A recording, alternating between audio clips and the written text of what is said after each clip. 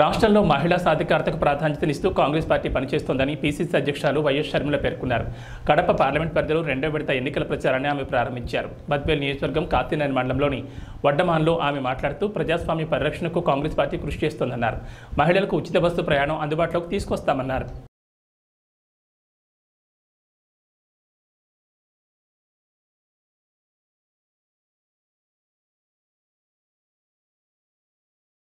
అన్నా, ఒకవైపు న్యాయం ఉంది, ఒకవైపు నేరం ఉంది, ఒకవైపు ధర్మం ఉంది, ఒకవైపు డబ్బు అధికారం ఉంది.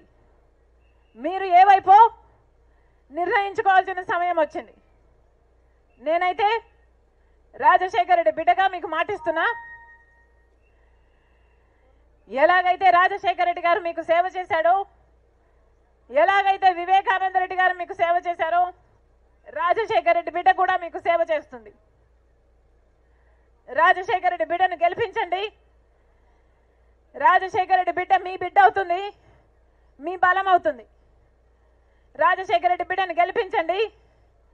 ఇక్కడే బతుకుతుంది, ఈ గడ్డకు ఈ బిడ్డలకు తన జీవితాన్ని అంకితం చేస్తుంది.